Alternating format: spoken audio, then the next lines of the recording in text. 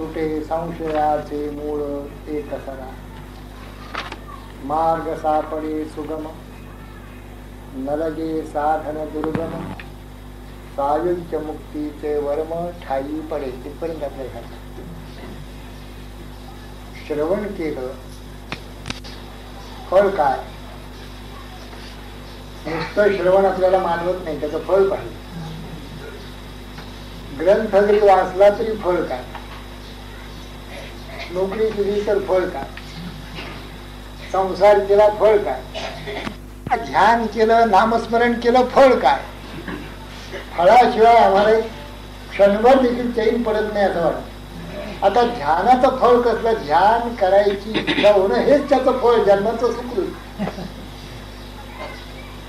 आपल्याला क्षणभर डोळे मिटून बसावंसं वाटलं हे जन्मजन्मांचं सुकृत.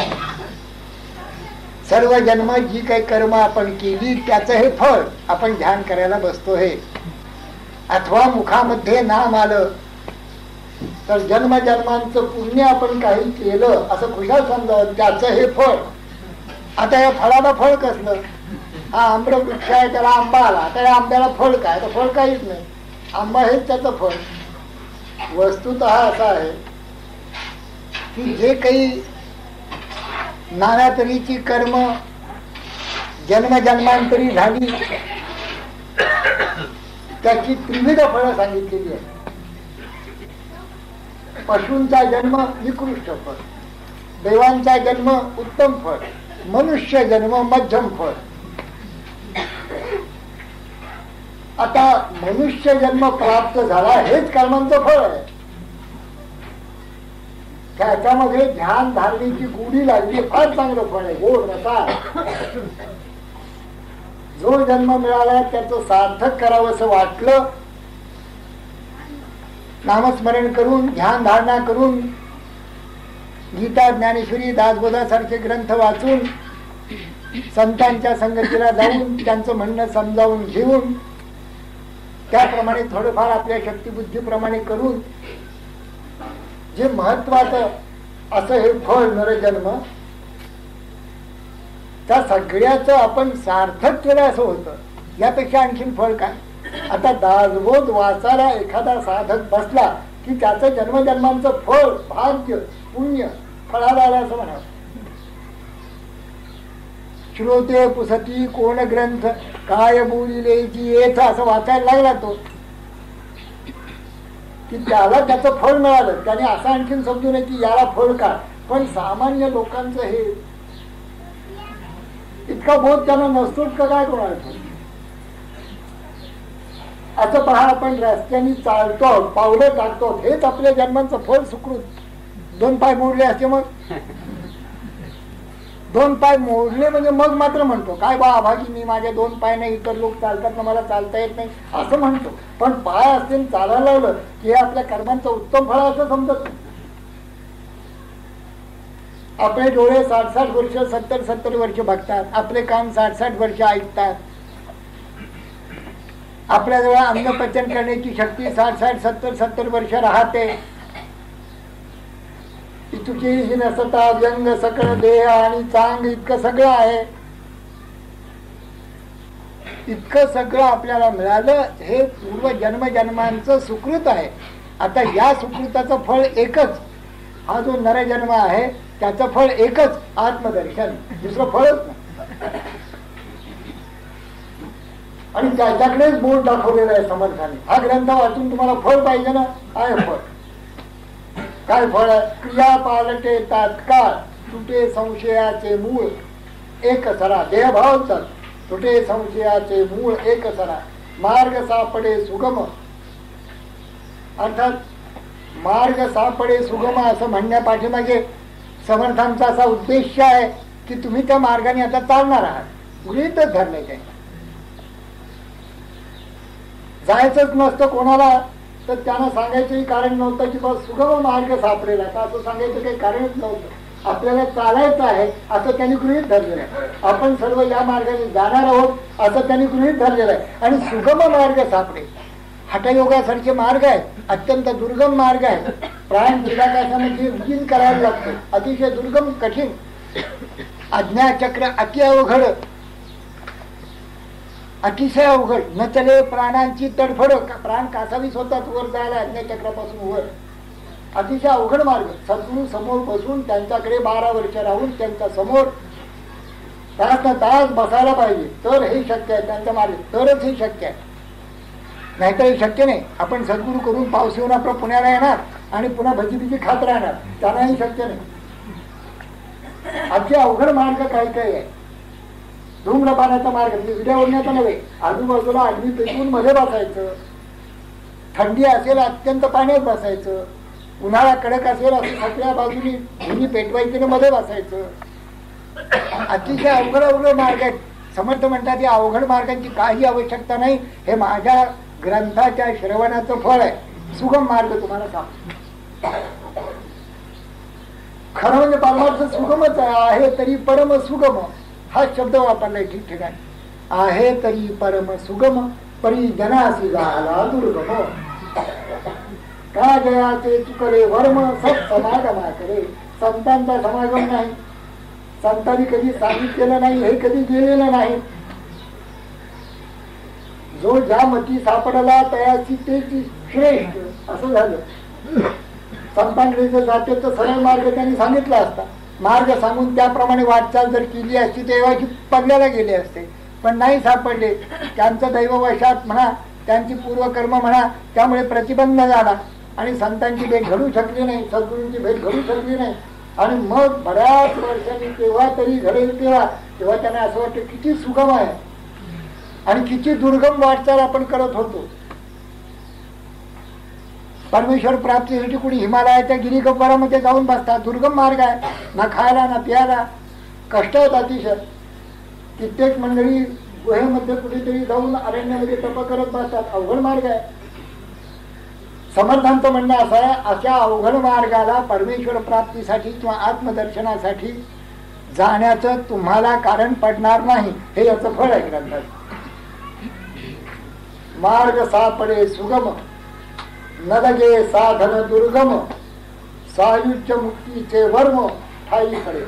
अवघड किती आहे असं सांगितलं जातं.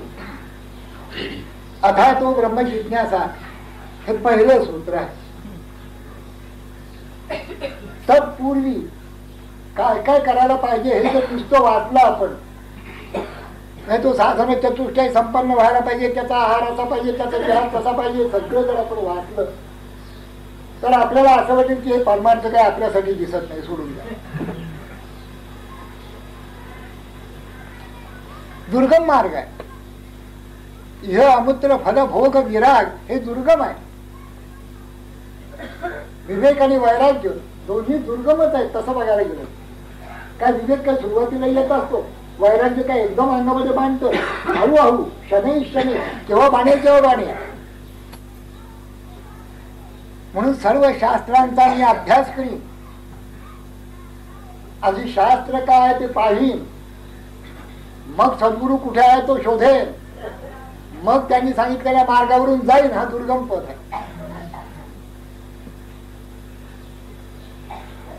शास्त्रांचा अभ्यास किती करणार.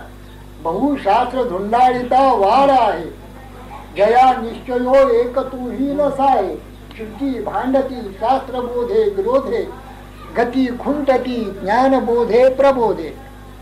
फार कठीण आहे, अतिशय कठीण आहे. नाथांनी आणखीन स्पष्ट केलं. शंकराचार्यांचं स्तवन करत असताना नाथ म्हणतात, ते स्तवन मी का करतो, तर शंकराचार्यांनी सुगम पथ सांगितलं, दुर्गम वाटा मोडल्या. ते पंडित होते, त्यांना विवरण पटुत्व होतं. विशेषतः बृहद अरण्यकावरचं त्यांचं भाष्य नाथांना अतिशयच आवडलं, अतिशय हृदयामध्ये जाऊन बसलं. आणि अशी भाष्य सगळ्या उपनिषदांवर, ब्रह्मसूत्रावर, भगवद्गीतेवर, प्रस्थानत्रयीवर भाष्य केलं. ते अतिशय विद्वान, पांडित्यपूर्ण, सहज असं झालेलं आहे. म्हणून एक. आणि दुसरं असं की उपनिषद वाक्य किंवा वेदांची वाक्य लावत असताना पूर्वमीमांसक म्हणत असत की वेदांच्या मध्ये जेवढं क्रियाकर्माविषयीची जी वाक्य आहे ती प्रधान मानावी आणि क्रिया शून्य वाक्य जे आहे त्यांना गौणत्व द्यावं. आचार्यांनी बरोबर उलट हे आत्मदर्शनाच्या योग्य अशी जेवढी वाक्य आहेत, आत्मदर्शन पर, वेदांत पर, ही जेवढी वाक्य आहेत त्यांना प्राधान्य द्यावं. आणि याची क्रियेची जी वाक्य आहेत, कर्मात संबंधी जी वाक्य आहेत त्यांना गौणत्व द्यावं असं सांगितल्यामुळे कर्मठ जी मंडळी होती त्यांना द्वेष येऊन त्यांनी उदंड हल्ला आचार्यांच्यावर केलेला ते कर्मांच्या विरोधी बोलतात काही. अशा प्रकारचं हे दुर्गम शास्त्र की जिथे मोठमोठाले पंडित देखील वादविवाद पटू देखील एकमेकांच्यावर हल्ले चढवतात. मागच्या की मी सांगितलं होतं अद्वैत सिद्धी हा ग्रंथ पांडित्यपूर्ण लिहिलेला पंडित मधुसूदन सरस्वती, त्याच्यावर गुलाबराव महाराजांची टीका पण वाचा. एकूण मधुसूदन सरस्वतींच्या ग्रंथामध्ये ते ग्रंथात एक बोलतात, दुसऱ्या ग्रंथात दुसरं बोलतात, असा हल्ला गुलाबराव महाराजांनी. आता दोन्ही महापंडित आपण कुठे वाचणार तिथे?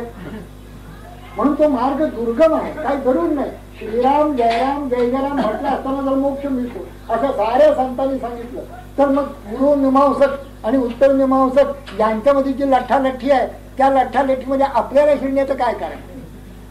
श्रुती, न्याय, मीमांसके, तर्कशास्त्रे, स्मृती, वेद, वेदांत, वाक्ये, विचित्रे, स्वयं शेष ममनावरा स्थिरता हे मना सर्व जाणीव सांडून राहा. सगळे हे विद्वत्तेची घमेंड ज्यावेळेला उतरेल तुझी, मला कळलं असं ज्यावेळेला तुझं संपेल, मी कुणी चतुर आहे, मी कुणी पंडित आहे, मी कुणी असा आहे तसा आहे, प्रवचनकार आहे, कीर्तनकार आहे, हे जेव्हा संपेल तुझं, मी कोणीही नाही असं तुला ज्या क्षणी वाटेल आतून मनातून, त्या क्षणी मार्ग सुगम आहे. आणि जर तू या दुर्गम पथात गेलास तर शब्दजालम महारण्यम चित्त भ्रमण काळकम, मग महाअरण्यामध्ये शिर आणि तिथे कधीही तुला मार्ग सापडणार नाही, कारण तो दुर्गम पथ आहे. इथे मार्ग सुगम आहे. संतांनी इतकं सुगम करून ठेवलंय, सगळं परमार्थ इतकं सुगम करून ठेवलंय. मार्ग दावून गेले आधी दयानिधी संतते, येण्याची पंथे चालो जाता न पडे गुंता कोठे काही काही गुंतच नाही. मोडून या नाना मते, काय की यांनी हे मत मांडले त्यांनी ते मत मांडलंय त्यांनी मोडून टाकले. मोडून या नाना मते नीती सिद्धांत सौरसू, तेव्हा म्हणे ऐसे संत कृपावंत गुणसिंधू. संतांनी या सगळ्याचा विचार केला. समर्थांनी ग्रंथारंभीच सांगितलं, यमगीता वाचून टाकली, हंसगीता वाचून टाकली, पांडवगीता वाचून टाकली, उद्धवगीता वाचून टाकली, भगवद्गीता वाचून टाकली, वेद आणि वेदांताचा नीट विचार केला, सगळी शास्त्रे वाचली. शास्त्रे सहित माझ्या अनुभवासहित मी तुम्हाला सांगतो मार्ग सापडे सुगम. आता काही शंका आहे का तुम्हाला? मार्ग सापडे सुगम, न लगे साधन दुर्गम, सायुज्य मुक्तीचे वर्म ठाई पडे. तिथपर्यंत झालो. नासे, मला तर असं वाटतं की प्रत्येक शब्द महत्वाचा आहे. मी जसं मी तरी हे आता दासबोध सांगायला सांगण्याचं काम प्रथमच करतोय. वाचतोय भरपूर काळ चिंतन, पण सांगण्याचं काम प्रथम करतोय, कारण मी ज्ञानेश्वरी वाला, जसं मी कापड वाला समजलं तसं ज्ञानेश्वरी वाला आहे असं लोकांचे उगाचच समजतात. खरं म्हणजे प्रथम हातात आलो तो दासबोध ग्रंथ माझ्या हात. दासबोध 12 वर्ष वाचल्यानंतर हातात ज्ञानेश्वरी आहे. माझ्या 25 दासबोध आला तर 40 ज्ञानेश्वरी. मी का अमका वाला नाहीये. मला तर असं वाटतं सगळं नाथ काय म्हणतात ते, ज्ञानोबा काय म्हणतात ते, समर्थ काय म्हणतात ते, उपनिषद भगवद्गीता जे काय म्हणतात ते, पंचदशिकार जे काय म्हणतात ते एकच आहे हे मला पूर्ण कळलं. तेच मी गुरुमुखात ऐकलं, त्याच मार्गाने मी चाललो काही काळ. परमेश्वर कृपेने त्यांनीच दाखवलेल्या मार्गाने, शास्त्रांनी आणि गुरुनी. काही याच्यामध्ये वेगळं असूच शकत नाही. असं काही ज्ञानेश्वरी वाला, दासबोध वाला असे वादे कोणी नाही केले. हे सगळे आपले वादी आहेत. एक एक शब्द महत्वाचा असा. तू कोणी घेतली मोती जायची असं ज्ञानोबा म्हणतात. मोत्यांचं माप आहे, गाजराचं नाही. मध्ये वांगी म्हणे रुपयाला 10 किलो होती, त्यातला माप नाही. आता परवा कोणीतरी म्हणायला मला रुपयाला 10 किलो वांगी नाही आणली, म्हणजे बरं झालं, फारच आहे. तसं हे माप नाहीये. तू कोणी घेतली मोतीये जायची, मोती जसं वजन करून घ्यावं तसे हे शब्द आहे. नासे हा शब्द इथेच आम्ही नासे अज्ञान दुःख भ्रांती अज्ञान नास्त नष्ट होत, दुःख नास्त नष्ट होत, भ्रांती नास्ते नष्ट होते. अज्ञान नष्ट होत हो, पण अज्ञान म्हणजे काय ते नष्ट होत? अज्ञान म्हणजे स्वरूपाचंच अज्ञान. मी कोण याविषयीच गोंधळ. मी देह ऐसे वाटे ज्या नरा तो जाणावा आत्महत्यारा. समज त्याच्यापेक्षा आणखीन कडक शब्दात काय सांगावं सांगतात? आत्महत्याच आहे मी देह मानणं म्हणजे. हे अज्ञान आहे. मी सच्चिदानंद स्वरूप,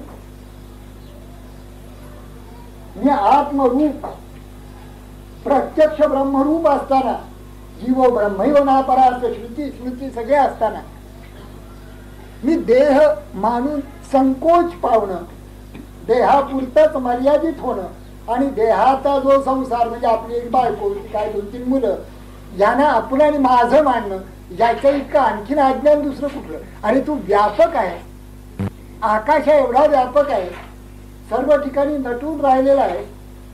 वस्तुतः तू सर्व रूपाने अखंड नटलेला असताना तू केवळ देहाधारी होऊन देहापुरता संकुचित होणं, त्याच्यापेक्षा आणखीन अज्ञान काय असेल? आणि हा संकोच आता जावा म्हणून साधना करणं. आधी संकोच करायचा आणि तो जावा म्हणून साधना करायची. कृष्णमूर्तींचं हेच सांगणार. तर म्हणतात सर्व व्यापक तू असताना तू त्या व्यापकत्वातून बाहेर पडतोस कुठेतरी, आणि मग मी आता साधना करून व्यापक होईल. आणि व्यापकच आहे, मुळातच व्यापक आहे.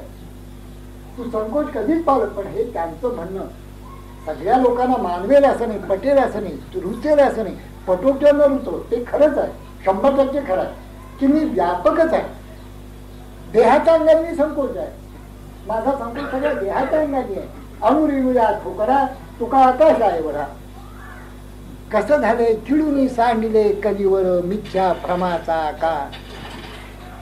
सांडली त्रिपुटी दीप उजळला घटी. आता ज्ञान ज्योत अखंड अंतःकरणामध्ये तेवत असल्यामुळे त्या प्रकाशात माझ्या लक्षात येतं की मी व्यापक आहे, मी काही संकुचित नाही. अज्ञान हे आहे जीवाचं की जीव जो अहमस्फुरणाने इथे आहे ते अहमस्फुरण देहाकडे, मनाकडे आणि बुद्धीकडे पडून देहोहम असा बोध, असा अज्ञान जीवाला सहजच झालं. समर्थांचं म्हणणं असं आहे की माझा ग्रंथ नुसता श्रवण केला, श्रवण केली याचे फळ वाचल्याचं नाही, खोलवर त्याच्यामध्ये डुबल्याचं नाही, प्रवचनकार झाल्याचं नाही, ते तर होतीलच मोकळे. पण जो कोणी नुसतं ऐके, मात्र ऐकण्याचं बी त्यांचं तंत्र आहेच. चोरटे लोक घेऊन जाती पादरक्षामध्ये नवे कोरे जोड गेल्यानंतर एकदा यांचे ना आमचे दोन्ही जोड एकदमच गेले. दोन्ही जोड पळू लागले. यांचा ना माझा दोघांचाही जोड पडला. नेहून घालण्याचा नवीन प्रकार. आता मला बिन चपलानीच यायला लागणार. त्याला काही ह्यांनी आपली सूचना केली होती की फाटक्या तुमच्या कुठल्या तरी चपला बघा, ₹1-2 त्या खाबरीमध्ये मिळतात. मी म्हणते त्याही जाती नकोच तो जा. हे बरं आहे ना. अज्ञान, अज्ञानाचा नाश होत. सगळ्या दुःखाचं कारण अज्ञान आहे. म्हणजे अज्ञान हा प्रथम शब्द घालून मग दुःख आणि भ्रांती शब्द आहे. सगळ्या दुःखाचं कारणच मुळे आपला शरीर भाव आहे. संकोच पावल्यामुळे आपण दुःखी आहोत. वहिनी जर असं समजेल की नणंद माझी आहे, मीच या नणंदेच्या रूपाने नटलेला आहे, किंवा सासू जर असं समजेल की सुनेच्या रूपाने मीच नटलेली आहे, तर मग दुःख संपलं. दुःख जगात राहणारच नाही. अज्ञानाच्या पोटी सगळं दुःख आहे. आपण संकोच पावलेलो आहोत, संकुचित झालेलो आहोत, देहापुरते मर्यादित झालेलो आहोत. या अज्ञानाच्या पोटामध्ये सगळं दुःख आहे. मग पहिल्यांदा अज्ञानावरच प्रहार समर्थन केलं. नासे अज्ञान, मग दुःख आणि मग भ्रांती. भ्रांती म्हणजे भ्रम. हा भ्रम किती विस्तार पावलेला आहे याचा आचार्यांचा आपल्याला श्लोकच आहे. भ्रमेण अहम भ्रमेण त्वम इथपर्यंत भ्रम गेलेला. भ्रमेण उपासका जना भ्रमेण ईश्वर भावत्वम भ्रममूलम इदं जगत. हे सर्वच्या सर्व जग जेवढं दिसतं ते भ्रममूल आहे असं त्यांनी म्हटलेलं आहे. तर समर्थ म्हणतात ज्ञान म्हणता वाटे भ्रम काय रेवा असेल वर्म. ज्ञान हे देखील भ्रम वाट लोकांना की आत्मज्ञानाविषयी कोणी काही सांगायला लागला काय बा आत्मा आत्मा काय म्हणतात काही कळत नाही, काही दिसत नाही, काही भासत नाही. आणि तीही मंडळी सांगतात मनाला जे भासत नाही वाचिनी ज्याचं वर्णन करता येत नाही कशामध्ये सापडत नाही. मग काही नाहीच म्हणा ना, असा नाही तसा नाही नाही म्हणावं. पण नाही म्हणावं तर व्यासांपासून स्वरूपानंदांपर्यंत सगळ्यांनी आहे म्हटलं म्हणून पंचायतच आहे. एकंदर भ्रमिष्ठासारखे लोक का वागतात कोणाला माहिती असं त्या भ्रमिष्ठ लोकांना वाटतं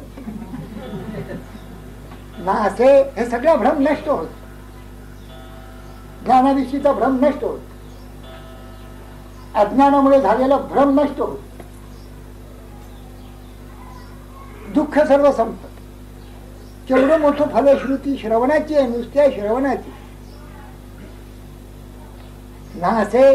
अज्ञान दुःख भ्रांती इतकंच नाही ते म्हणाले एवढं जर झालं अज्ञान गेलं दुःख गेलं तर जन्यच आहे सगळं. एक अज्ञान गेल्याबरोबर दुःख आणि भ्रांती संपते. भ्रांती शीघ्रची येते ज्ञान प्राप्ती. एवढं गेल्याबरोबर ही तीन मंडळी गेल्याबरोबर अज्ञान दुःख आणि भ्रांती गेल्याबरोबर ज्ञानप्राप्तीच होते. म्हणजे मी कोण आहे स्पष्ट कळते. ज्ञानाचं लक्षण सांगत असताना ऐक ज्ञानाचे लक्षण. ज्ञान म्हणजे आत्मज्ञान पाहावे आपण अशी आपण या नाव ज्ञान. किती स्वच्छ माझ्या समजुतीने समर्थांचे एक स्वच्छ शब्दात कोणी सांगितलेलं. मी आपल्याला ज्ञानेश्वरांचं सांगितलेलं आहे. ज्ञानेश्वर महाराज युगपुरुष असते परंतु त्यांचं सांगण्याचं एकूण तंत्र सामान्य माणसाच्या आवाक्यातलं नाही. नुसतं तुम्हाला गीतेच्या श्लोकांचा अर्थ कळेल एवढं सांगायला देखील कैसे उन्मेष चांदणे तार आणि भावार्थही पडे गाठ एक श्लोकार्थ कुमुदिनी फार साध्या होती काही करायचं नसतं. म्हणजे गीतेच्या श्लोकांचा अर्थ तुम्हाला कळेल पण गीतेचे श्लोक ह्या कुमुदिनी म्हणजे कमळ झाले आणि त्या साध्या म्हणजे प्रफुल्लित होती. कशाने उन्मेष रूपी चांदणं जर टिपूर असेल आणि भावरूपी ओलावा जर असेल गारवा तर ह्या श्लोकार्थ रूपी कमळ प्रफुल्लित होतं. आता हे सांगण्याचं तंत्र सांगून देखील कळायचं नाही. आपण स्वतः ज्ञानोबा जर आले तरी आणि वर्षभरी ते प्रवचनाची माझी खात्री आहे. माझा चॅलेंजच आहे त्यांनी यावं आणि समजावून सांगावी त्यांची ज्ञानेश्वरी. त्यांच्या लक्षात येईल आम्ही किती निर्बुद्ध आहोत आणि कुठल्या पातळीवर आहोत ते सांगायला लागतील एकदम. आम्हाला कळलं पाहिजे ना आम्ही श्रोते आहोतच की त्यांची परीक्षा घ्या.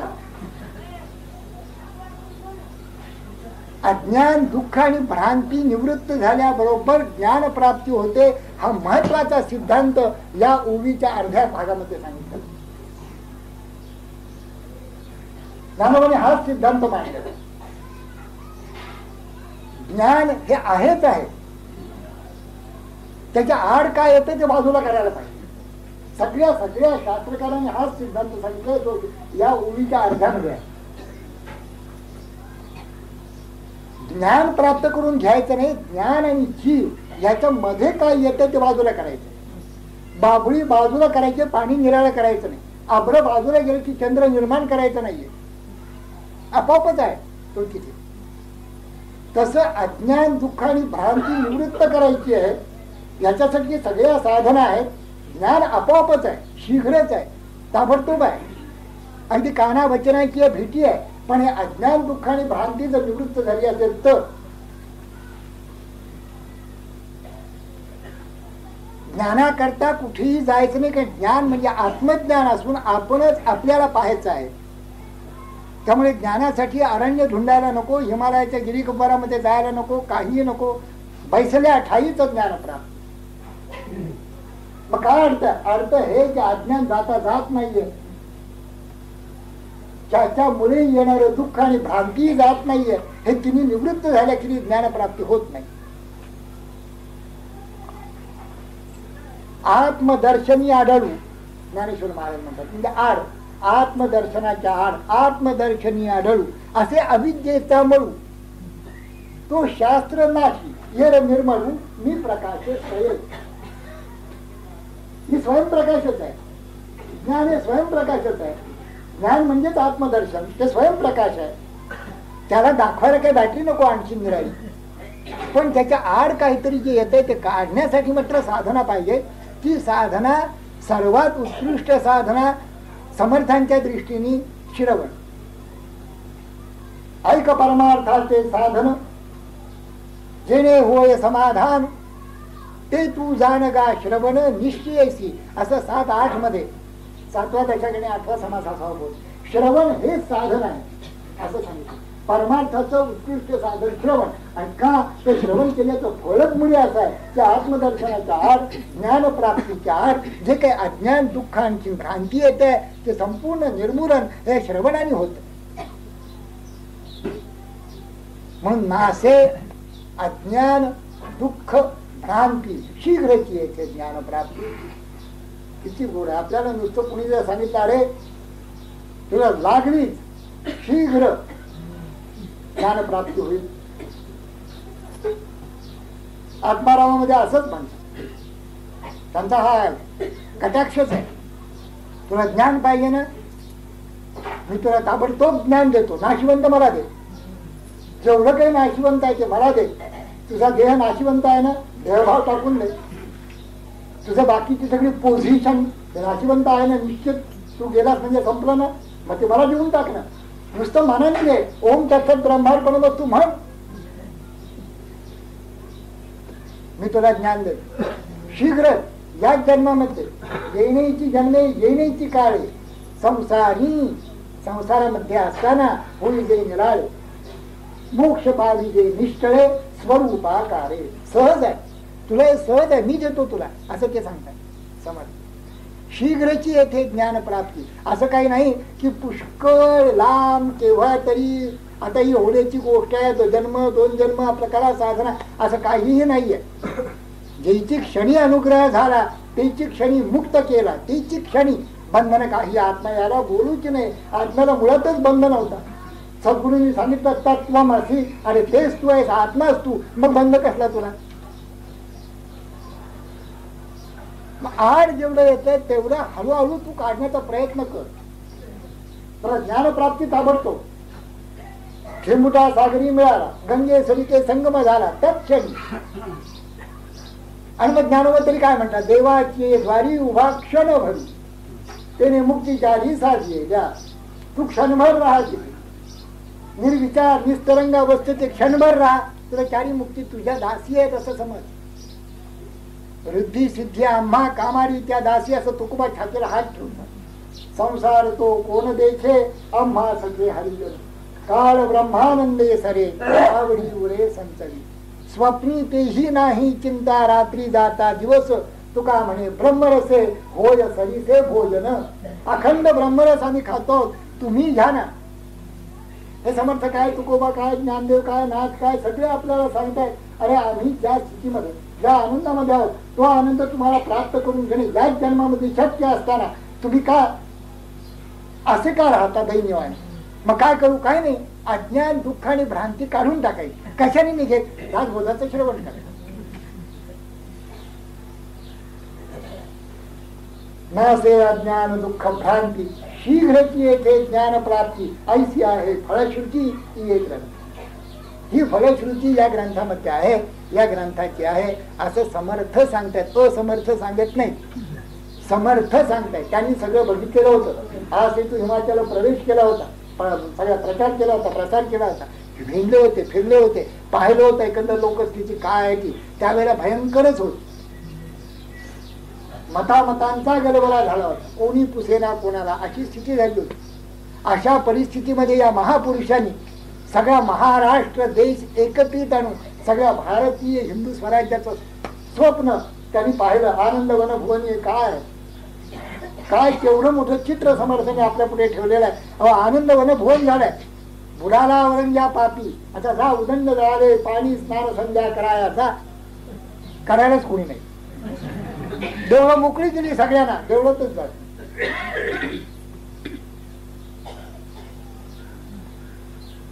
योगियांचे परमभाग्य, अंगी बाणी वैराग्य. काय एक एक ओव्या लिहिल्यात. मला असं वाटतं की तुम्ही घरी जाऊन बहुधा या ओव्यांना असं घट्ट धरून नाचत असा, अशी माझी आपली एक कल्पना आहे. त्या ओव्या आपण थोड्याफार समजावून घेतल्या म्हणजे त्या ओव्यांची गोडी काय ते लक्षात येईल. ज्ञानेश्वरी देखील नुसती वाचून कळत नाही. माझा एक मित्र मला म्हणाला की बाळ तू जेव्हा ज्ञानेश्वरी सांगतो तेव्हा मला असं वाटतं की किती सोपं आहे.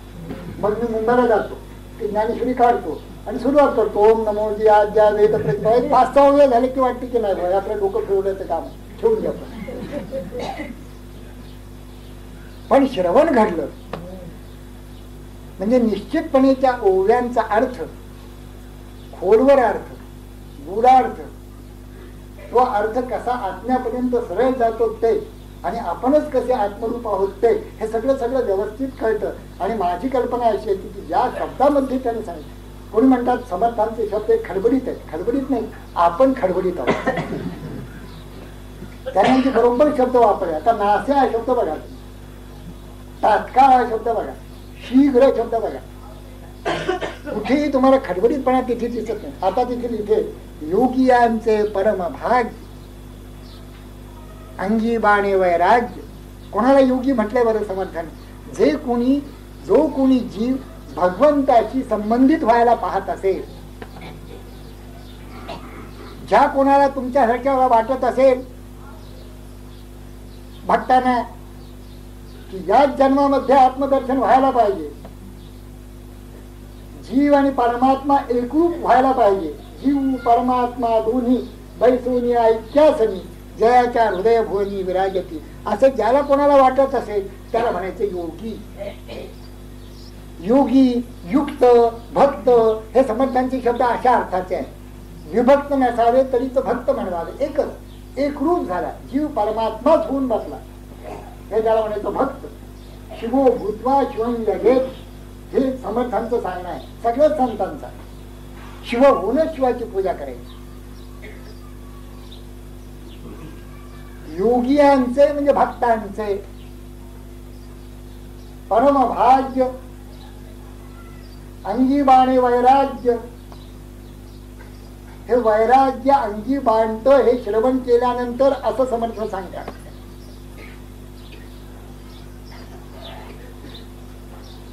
वैराग्य याचा अर्थ आपण समजून घ्या. देह आणि देहाला लागलेली सगळी मंडळी आणि सगळ्या गोष्टी, इथून आपल्याला मन काढून आत परमात्मा, त्या परमात्म्याशी ते मन संबंधित करायचं आहे. बाहेरच्या सगळ्या गोष्टींच्या पासून, कारण ही बाहेरची जी इंद्रिय आहे ही सगळीच्या सगळी इंद्रिय त्यांच्या विषयांकडे बाहेर धावत असतात, आत येत नाही. ते विषय, ती इंद्रिय यांच्यामधून मन काढून आत जो मी आहे, जे अहमस्फुरण आहे, हृदय कुहर मध्ये केवलम ब्रह्म मात्रम अहम अहमिति साक्षात आत्मरूपेण भाति हृदि विष मनसा त्वं चिन्मता मज्जतावा पवन चलन रोधात आत्मनिष्ठो भवत्वं. रमणजीचा, रमण महर्षी. हे जे अहम स्फुरण आहे, त्या स्फुरणाची तादात्म्य पावणं त्या मनाचं, मन जे विषय आणि इंद्रिय यांच्या पाठोपाठ मनाचं बळ जात आहे, ते सगळं आवरून त्या विषयांच्या पासून इंद्रिय परावृत्त करून आणि इंद्रियांच्या पासून मन परावृत्त करून त्या स्वरूपामध्ये डूब देऊन बसणं, याचं नाव वैराग्य. हे इकडून काढणं आणि इथे ठेवणं, असं वैराग्य. जयाची वैराग्य उपजले तयाचीच फावले. वैराग्य जर नसेल आणि बाहेरच धाव असेल सारखी 12 तास अष्टविप्र, तर मग अंतर्मुखता शक्यच नाही. परांची खानी व्यतृण स्वयंभू, उपनिषद देखील हेच सांगतात.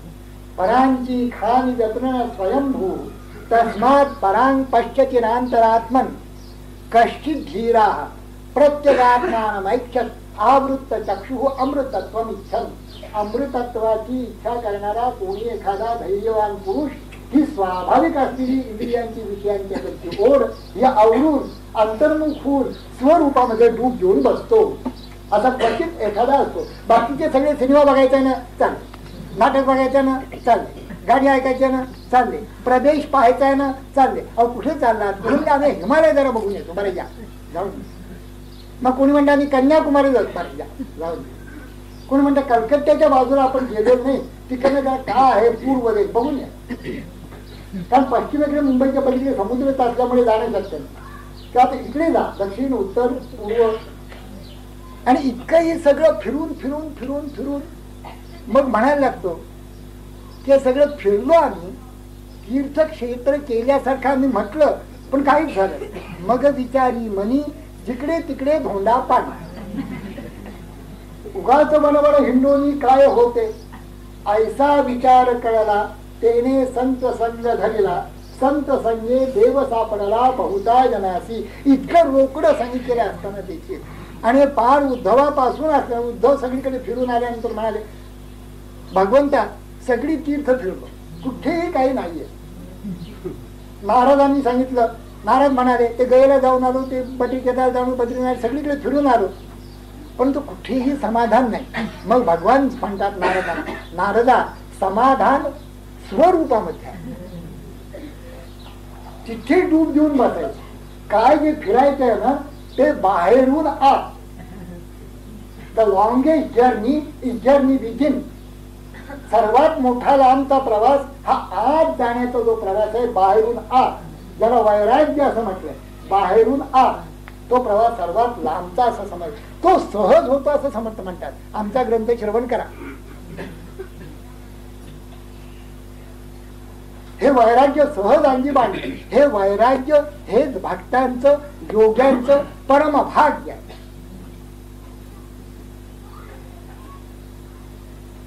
वीतरागते सारखा जोडून ठेविला सखा, तो आघवियाची भूमिका सवे चाले. ज्ञानोबा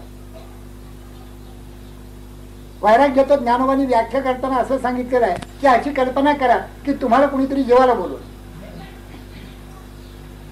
आणि आता सगळं धोतर बितर नेसून ते सगळं उपड विपड घालून गेलात तुम्ही. आता ज्ञानेश्वरीवाले तुम्ही परमार्थी मंडळी गेले आणि एकाने सूचना दिली वाटेत जाता, तुम्ही आमच्याकडे जेवायला चालत ना, विष आहे पानामध्ये, लक्षात ठेवा अन्नामध्ये विष आहे, असं नुसतं सांगितलं, मग काय होईल? आपण त्या घरात जाणारच नाही. जे विषय रांधली रसच होय आणि जेवणारा ठाऊकी होय, तो ताकची सांडून जाये जयापरी, तैसी संसारा या समजता देखी दे दे अनित्यता, काही वैराग्य दवडीता पाठी लागली. जेव्हा अनित्यतेचं विष साऱ्या संसारात आहेत की नाही, जावई जातात की नाही, मुलं जातात की नाही, मुली जातात की नाही, आपण जातो की नाही, आपल्या जवळचे गेले की नाही, वडिली गेली ही प्रचिती जाणत असता निश्चिती काय मांडले, अग्न ग्रहाशी लागला आणि आपण निजेला, तो कैसा म्हणावा भला आत्महत्यारा. हा आत्महत्यारा शब्द देखील समर्थांचा कायमचा.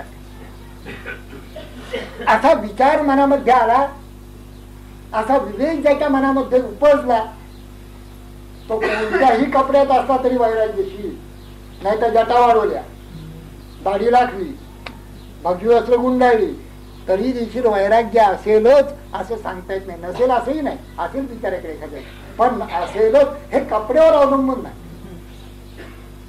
हे आत अवलंबून आहे. तुम्ही किती अनित्य समजता आहात, बाहेरचा हा जो देखावा आहे हा अनित्य किती समजता, त्याच्यावर अवलंबून आहे. बाहेर बाहेर सगळे नामरूप अनित्य असून त्याच्या आतलं जे अधिष्ठान आहे तेच एक सत्य आहे, असं अधिष्ठान भूत दृष्टी झाल्याबरोबर वैराग्य हे परमभाग्य आहे. हे योग्यांचं भक्तांचं परमभाग्य आहे. हे परमभाग्य योग्यांचं असं जे वैराग्य ते काय होतं येत, काय होतं आपण पाहतो. बाणे पहा, योगियांचे परमभाग्य अंगी बाणे, म्हणजे अंगामध्ये भिंत मुडून जात. कशाने? काय फार नको काही करायला, आमचा हा ग्रंथ श्रवण करा. कोण सांगतं? समर्थ सांगतात. काय अधिकार? त्यांनी सांगितलं. ग्रंथांचे संमती, उपनिषदे, वेदांत, श्रुती आणि मुख्य आत्मप्रचिती शास्त्रे सहित. त्यामुळे त्यांचा अधिकार आहे सांगण्याचा. थोर महान संत होते त्यामुळे अधिकार आहे. ते स्वयं वैराग्यशील होते म्हणून अधिकार आहे. ते जर वैराग्यशील नसते, अहो साधा पलंग पाठवायचा होता, शेवटी वयाच्या उत्तर काळामध्ये, उत्तर आयुष्यामध्ये त्यांना दम्याचा विकार झाला. अनंत कष्ट काढले या महापुरुषांनी. तर शिवाजी महाराजांनी त्यांना दिलं की पलंग पाठवावा असं माझ्या मनामध्ये आहे. तरी ते कित्येक जीवन ढकललं त्यांनी. तसं नको, कारण मी पलंग एकदा घेतला की आमचे शिष्योत्तम जे आहेत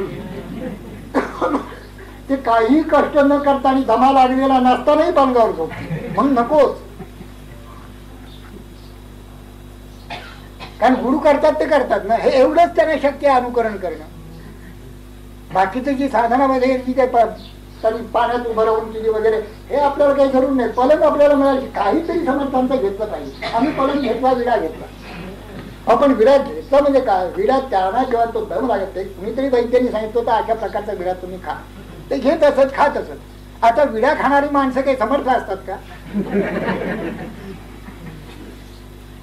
आम्ही संतांचं देखील एक्सप्लॉयटेशन करायला कमी करत नाही. काय म्हणावं? त्यांनी सांगितलं तर ऐकायचंच नाही. आणि शिवाय त्यांना एक्सप्लॉइट करायचा आमची जी काही छंद फंद आहेत त्याच्यासाठी, हे बरोबर नाही. घात आपलाच होतो, त्यांचं काहीच होत नाही. म्हणून योगियांचे परम भाग्य अंगी बाणे वैराग्य. योग्यांचं जे परम भाग्य असं वैराग्य, वैराग्य परम भाग्य असं सर्वांनी सांगितलं. भगवंतापासून सर्व. त्रिविधम नरकस्येदम द्वारनाशनमात्मनः कामः क्रोधः तथा लोभः तस्मात् एतत् त्रयं त्यजेत्. हे ज्ञाननिधीचे भुजंग, विषयदरीचे वाघ, भजन मार्गीचे मांग मारे करिये. हे तिन्ही जीवी जव जागती तव निकियाची प्राप्ती. हे माझे कान नायकती देऊही म्हणे. वैराग्य असल्याशिवाय परमार्थ होतो. आत विराट पाहिजे, अंतःकरणामध्ये पूर्ण वैराग्य पाहिजे. बाहेरून जे काही व्यवहार तुमचे असतील, काय तो तुमचा संसार असेल, जे काही नोकरी उद्योग धंदा असेल ते तुम्ही करा, पण आत लक्षात ठेवा की हे जे काही नामरूपात्मक पसारा दिसतोय हा नित्य आहे, असंच आहे, भ्रांतीजन्य आहे. मीच एक सत आहे आणि विश्व अधिष्ठान रूपाने सत असून वर नामरूपाने असत आहे. यथा सौम्य एकेन मृत्पिंडेन सर्व मृन्मयं विज्ञातं स्यात् वाचारंभणं विकारो नामधेयं. मृत्तिका इत्येव सत्यं प्रथम. मृत्तिका सत्य असून घटाचे आकार, रूप, वर्ण, नाम सगळे असत आहे. हे केवळ वाचारंभण आपल्याला कळावं म्हणून ते घटाचे नाना तऱ्हेचे आकार करतात, नाना उपयोगाला येतात. म्हणून राममोरेच्या वेळेला जे असतात त्याला माठ म्हणतात, तर काय म्हणतात? मडकं म्हणतात. अरे आपण थंडगार पाणी आणलं त्याला माठ म्हणतात. पण हे दोन्ही शब्द मिळून एकच मृत्तिका आहे, दुसरं काही नाही. तसा हा तो गोविंद राम कृष्ण हरी दत्त शिव काय जे असेल नावं, त्या नावा मिळून एकच भगवंत नटून राहिलेला आहे. नावही खूप केवळ ओळखू यावं तू गोविंद. सगळ्यांनाच गोविंद नाव दिलं म्हणजे पाहिजे. म्हणून पाळण्यात निर्णय नाव आता शोधून काढतात. योगियांचे परमभाग्य अंगी बाणे वैराग्य चातुर्य कळे यथा योग्य विवेके सहित. मला सांगा हा ग्रंथ कसा वाटतो आपल्याला? चातुर्य तर पाहिजे की नको? लोकांना कसं बसायचं ते कळत नाही, आश्चर्य आहे. कसं बोलायचं ते कळत नाही, आश्चर्य आहे. असे बोलतात बेंगळूर,